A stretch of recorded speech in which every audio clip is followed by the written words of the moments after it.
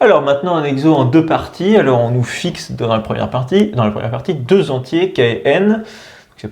Le couple kn appartient à n carré, tel que k est inférieur ou égal à n. Et on veut nous montrer, enfin on doit montrer que pour tout i qui appartient à kn, donc c'est-à-dire que i il est compris entre k et n, i parmi n fois k parmi i est égal à k parmi n fois i moins k parmi n moins k. Alors là on se dit, punaise, c'est chaud, parce que en gros là il va falloir qu'on fasse juste du calcul. Là, ça va vraiment être calculatoire. Hein. Je suis désolé pour ceux qui n'aiment pas le calcul, mais là, ça va être important. Mais c'est bien parce que ça nous familiarise bien avec la notion de k parmi n. Alors, c'est parti. Alors moi, ce que je vous propose, c'est de partir de la gauche et d'aller jusqu'à droite. Et ben, c'est parti. Hein. Quand on part de la gauche, i parmi n, alors c'est parti, i parmi n fois k parmi i. C'est égal à quoi? Le premier terme, alors vous savez que i parmi n, c'est factoriel n divisé par factoriel i fois factoriel n moins i. Allez voir le cours sur les combinaisons si vous n'êtes pas à l'aise avec ça. De l'autre côté, vous avez k parmi i, c'est égal à factoriel i divisé par factoriel k divisé par factoriel i moins k. Au passage, on comprend pourquoi est-ce que i était compris entre k et n, parce que ainsi, de cette façon-là, le n moins i, il est positif, il est plus grand ou égal à 0, et le i moins k aussi, hein, parce que vous voyez, i est inférieur ou égal à n, et i est supérieur ou égal à k, bref. Alors, et nous, on veut arriver à ça. Alors, juste au passage, quand vous êtes face à une question qui vous demande de montrer une égalité entre deux valeurs qui, a priori, vous vous dites, oh punaise, ça va être chaud de démontrer ça, il faut se dire vers quoi est-ce que je veux aller, ok? Et écrit comme ça, c'est pas franchement évident de le voir. Vous voyez, on se dit, je pars de là, je veux aller à là. Bon, donc le mieux, je pense, c'est d'écrire là ce à quoi tout ça c'est égal. Comme ça, on verra bien vers quoi on veut aller. K parmi n, c'est quoi? C'est factoriel n divisé par factoriel k fois, excusez-moi, factoriel n moins k. Normalement, vous êtes d'accord avec ça. Hein. Et ça, là, le i moins k parmi n moins k, c'est quoi? C'est factoriel n moins k divisé par factoriel i moins k fois, alors là, c'est n moins k moins i moins k, donc ça va faire n moins i factoriel, parce que le k va se barrer. Vous êtes d'accord? Si vous faites n moins k moins i moins k, ça va vous faire n moins k moins i plus k, donc il va y avoir du moins k plus k, ça va virer. Donc, vous êtes là et vous voulez arriver ici. Ok? Alors déjà, là on peut remarquer une chose quand même quand on est juste face à ça, c'est qu'il y a une simplification qui va tout de suite.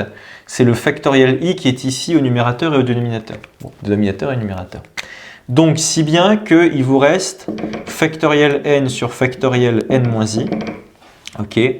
Et là-bas, il va vous rester 1 divisé par factoriel k fois factoriel i moins k. Bon. Alors, là, quand on regarde un petit peu tout ce qu'on a là, on est ici, on veut aller là, on se dit, bah punaise, j'ai des trucs en commun. Il n'y a pas de problème, j'ai des trucs en commun. Mais il n'y a pas tout. Il n'y a pas tout. Alors, déjà, le factoriel n ici et là, c'est bon. Le factoriel k qui est ici, en fait, il est bon, il est là.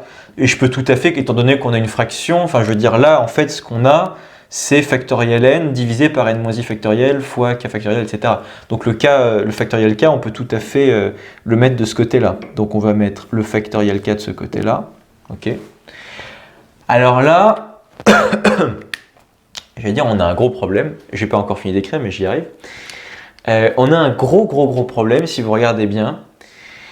Qu'est-ce qu'on a? Le i-k factoriel, on l'a ici. Le n-i factoriel, le factoriel n-i, on l'a ici. Ce qui nous manque, c'est une chose qui arrive en deux fois. C'est ce factoriel n-k au dénominateur et au numérateur. Ok? Alors déjà, je vais essayer de bien arranger mon affaire pour que on voit bien ce qui nous manque. Là, j'ai factoriel fois 1 divisé par I-K, pardon, I-K, factoriel I-K fois N-I, factoriel N-I, voilà. Ça, c'est bien égal à ça, j'ai juste réarrangé un petit peu les trucs, le factoriel K, je l'ai mis là, le I-K, il est là, le N-I, il est là. Bon, en fait, ce qui nous manque pour arriver ici, là, pour passer de là à là, il nous manque au numérateur du factoriel N-K et au dénominateur du factoriel N-K. Donc ça, c'est tout bénef. Parce que s'il me manque la même chose au numérateur et au dénominateur, eh ben, ça veut dire que je peux multiplier tout ça, vous êtes d'accord? Et je ne vais pas m'en priver, on ne va pas s'en priver. Je vais multiplier tout ça par factoriel N-K au numérateur et par N-K au dénominateur. Pourquoi est-ce que j'ai le droit de faire ça? Parce que ça, c'est égal à 1. Bah ouais, A divisé par A, enfin je veux dire un nombre divisé par lui-même, tant que c'est pas 0, c'est bon, c'est toujours égal à 1. Donc ça, vous voyez que je multiplie ou pas par ça, il n'y a pas de problème. Je multiplie par ça, ça fait 1, il n'y a pas de problème. Et maintenant, ça, étant donné qu'on est sur une barre de fraction géante, eh ben, je peux tout à fait le switcher où je veux, hein, il n'y a pas de problème, c'est commutatif. Hein. Donc là, vous avez du coup ce que vous voulez, donc factoriel n, lui qui est au dénominateur, je vais le mettre ici avec mon cher factoriel k, parce qu'encore une fois, moi je vais arriver là-bas. Le n-k qui est le factoriel n-k qui est ici, je vais le switcher là, à ce numérateur-là. Et normalement, yes, on arrive bien à la formule, parce que ça, vous voyez, c'était ça, et donc vous pouvez dire, eh ben ça c'est génial, c'est bien égal à k parmi n fois i-k parmi n-k. Voilà. Donc c'est bon, on a réussi à prouver la chose, c'est top. Alors, là, ce qu'il faut bien se dire, c'est que, ouais, c'est calculatoire, il faut bien voir les simplifications.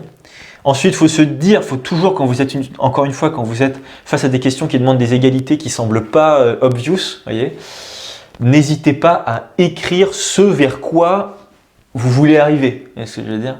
Comme ça, vous essayez de mettre en lien le point de départ et le point d'arrivée. Ok.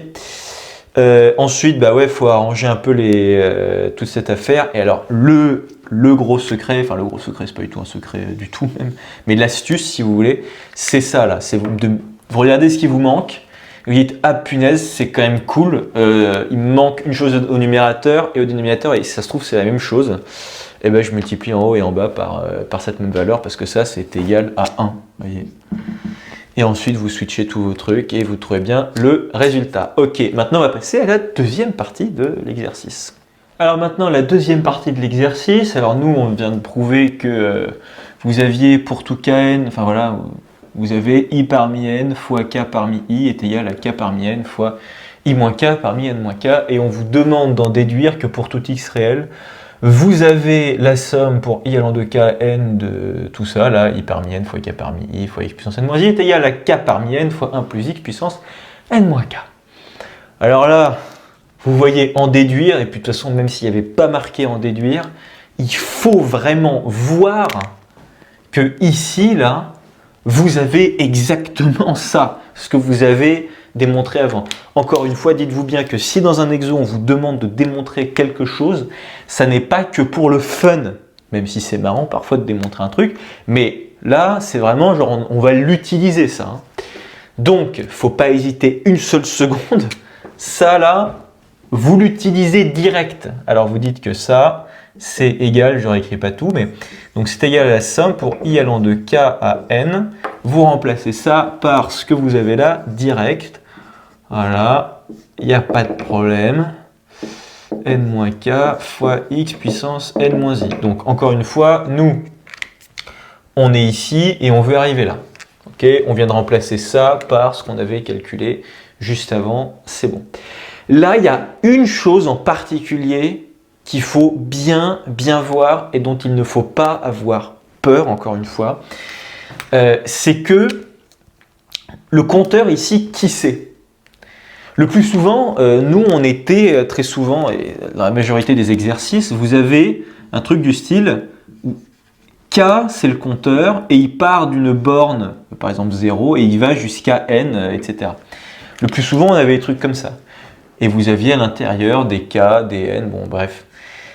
Et le compteur, c'était K. Mais encore une fois, allez voir le cours là-dessus si c'est pas au point, mais là, c'est un compteur, c'est un indice qui est dit muet.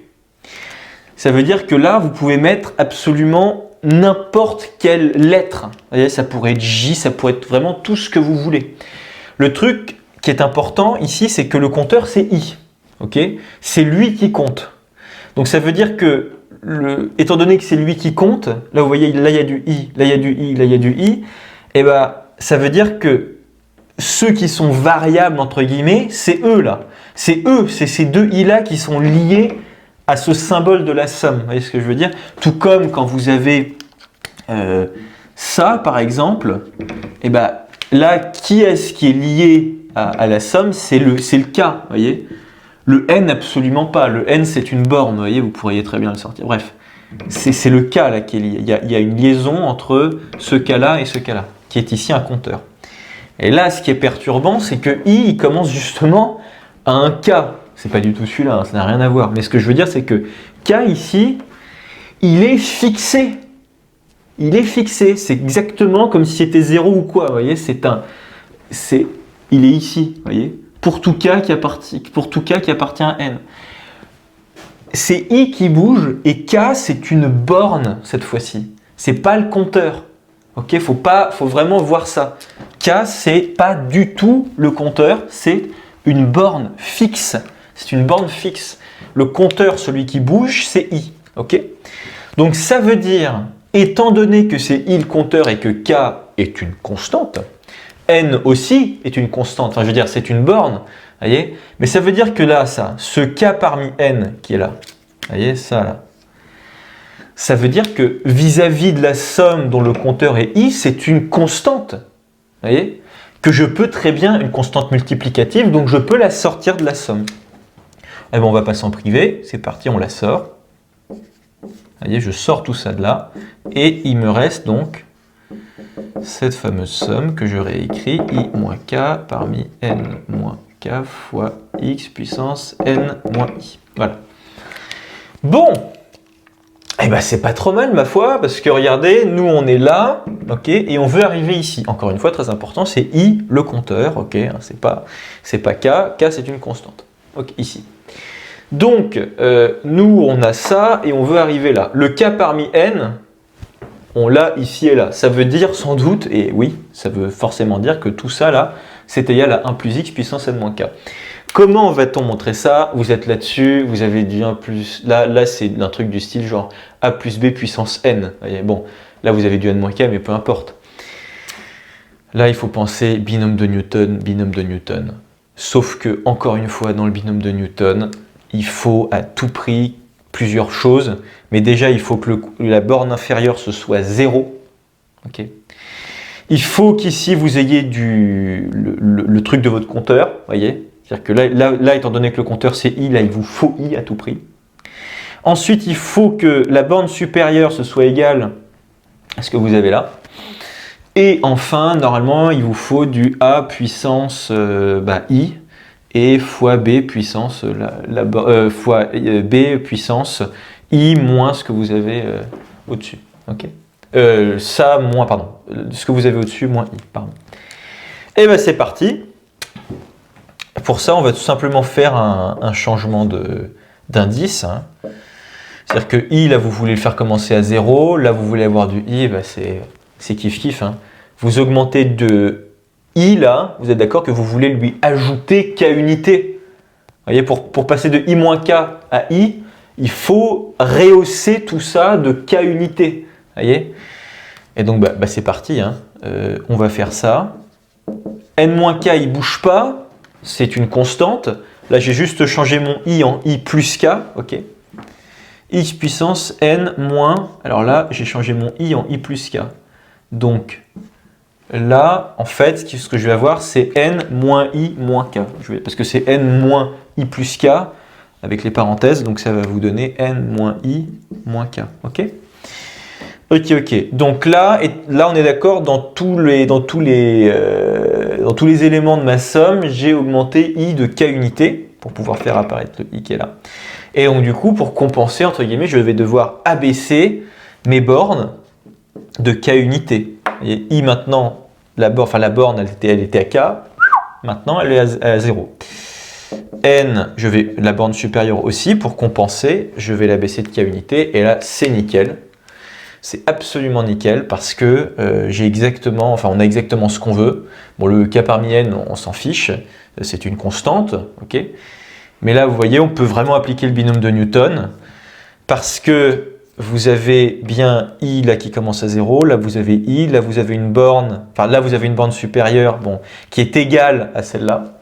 Et là, attention, vous avez x puissance n-k.